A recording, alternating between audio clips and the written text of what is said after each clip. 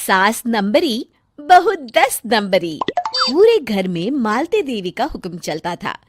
अपनी बड़ी बहू को वो टीवी के रिमोट की तरह कंट्रोल करती थी। चलो, देर हो रही है। 12 बजे से पहले लड़की वालों के यहाँ पहुंचना है। हाँ हाँ, चलती हूँ। मैं तो भगवान से बस ये दुआ कर रही हूँ कि जिस तरह मेरी बड़ी बहू मेरी मुट्ठी में है, उसी तरह मेरी छोटी बहू भी मेरे इशारे पे नाचे। अरे भगवान, भला इस घर में किसकी हिम्मत है जो तुम्हारे खिलाफ जाने की हिमाकत करे। इस तरह मालती देवी अपने छोटे बेटे की भी शादी कर देती हैं। मालती की छोटी बहू फैशन डिजाइनर का कोर्स करके आई थी। उसका सपना था कि शादी के बाद वो अपना खुद का बुटीक खोले। एक दिन, क्या बात है छोटी, तू तो एक से बढ़कर एक डिजाइन बना लेती है। इसमें कौन सी बड़ी बात है दीदी? आप चाहे तो मैं आपको भी सिखा सकती हूँ। हाँ, फिर हम दोनों मिलकर एक बुटीक खोल लेंगे। लेकिन दीदी, उसके लिए तो बहुत पैसे लगेंगे। हाँ तो क्या हुआ, पैसे माँ जी से ले लेंगे।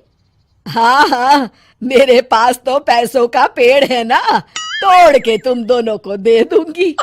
मेरी एक बात अच्छी तरह समझ लो, मैं तुम दोनों को एक ढेला भी नहीं देने वाली। बड़ी आई बुटीक खोलने वाली। ये आप क्या कह रही हैं माँ जी? आप हमारी मदद नहीं करेंगी तो कौन करेगा? अरे अगर बुटीक खोलने का इतना ही शौक है तो अपने माँ बाप से पैसे क्यों नहीं मांग लेती? मेरे पैसों पर क्यों आंख गड़ाए बैठी हो तुम दोनों? इस तरह अपने इरादे स्पष्ट करके मालती देवी वहां से चली जाती है। अरे ये क्या दीदी, माँ जी तो साफ मुकर गई। अब हम क्या करेंगे? तू चिंता मत कर, बुटीक तो खुल के ही रहेगा। कहते हैं कि घी जब सीधी उंगली से नहीं निकलता तो उसे उंगली टेढ़ी करके निकालना चाहिए। माँ जी अपने आप को समझती क्या है? पूरी सोसाइटी जानती है कि माँ जी ने अपनी सास को घर से निकालकर उनकी दौलत पर कब्जा कर लिया है। हाँ दीदी, अब तो जैसे को तैसा करना पड़ेगा। फिर दोनों बहुएं मिलकर एक साजिश रचती हैं। एक दिन, अरे नालायक, जरा ठीक तरह से पैर दबा, बिल्कुल मजा नहीं आ रहा। खाने पीने में तो कोई कसर नहीं छोड़ती। तभी वहां बड़ी बहू हाथ में एक फॉर्म लेकर आती है। माँ जी, आपके लिए एक खुशखबरी है। सरकार सभी बुजुर्गों को हर महीने 10,000 रुपये पेंशन देने वाली है। अरे ये क्या कह रही है तू? क्या सच में मुझे हर महीने घर बैठे 10,000 रुपये मिलेंगे? हाँ माँ जी, दीदी सच कह रही है। कल टीवी न्यूज में इस बारे में बता रहे थे। बस आप ये फॉर्म पढ़ के इसे भर दीजिए और अपने दस्तखत कर दीजिए। मैं इन्हें ले जाकर जमा करवा देती हूँ। अरे नालायक, बड़ी कामचोर है तू। इस बुढ़ापे में कहाँ तुम मुझसे फार्म भरवा रही है? खुद ही भर ले, मैं दस्तखत कर देती हूँ। ठीक है माँ जी।